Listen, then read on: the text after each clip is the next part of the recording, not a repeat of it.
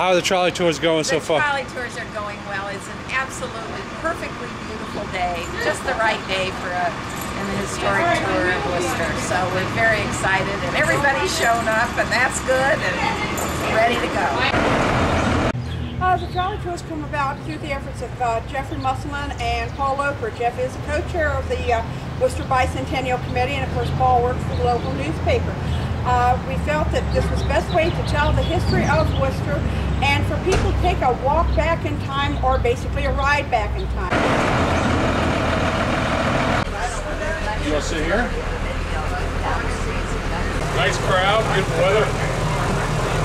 Looking forward to the tour. And for those of you who are familiar with Ohio's history, you know that this entire state is covered with trees. And as we progress through, it's kind of going to be in a chronological order. And in order not to forget anything, I am going to be reading from my book. Now, is there anyone who cannot hear me? Everybody can hear? Can you hear? All right. So, we are going to be turning south, and I'm going to kind of stand like this so I can see you all and still have a little bit of a... When I offend anyone, if I say... When I say Indian, you're not going to think of that great chief that just plucked 4 out of 5 names, are you? Native Americans, we'll call them Indians. All right. These people came marching, and the story was that this is Joseph Larwell's site. It's kind of a church, a bluish church. This was an old town here called Madison, and he was an early rival of Wooster. There was a man named Wells. He was a very, very wealthy man, and he had designs on building a town here that would rival Wooster.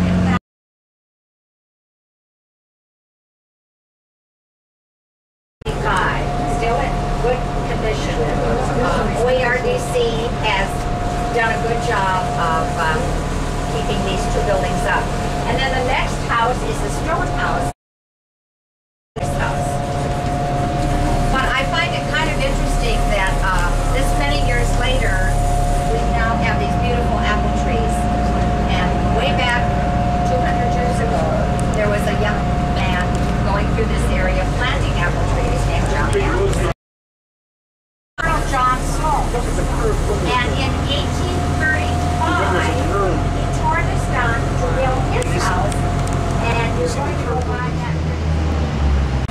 Here they come.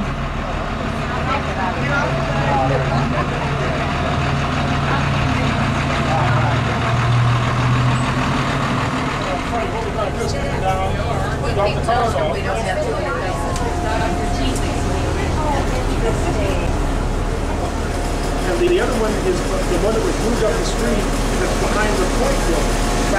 And we tried to make it a tour that was information that wasn't commonly known things. So I hopefully so far mission accomplished on that front.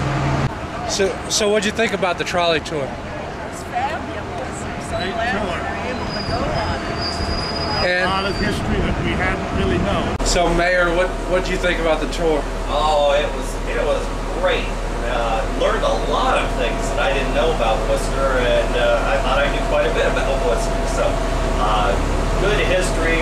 Paul Loper was the tour guide on our trip, and he's been writing the newspaper stories for months now. So I had a wonderful instructor on our trip. Did any one thing stand out that kind of surprised you, fascinated you? You think of Wooster as a very quiet town, small town America. It had some rough beginnings when the Indians and the settlers were here. It was a little almost on the bloodthirsty side. It was the frontier, and you forget about that until you start hearing these stories. But I guess that was the one thing that maybe jumped out at me is how untamed a wilderness it was at one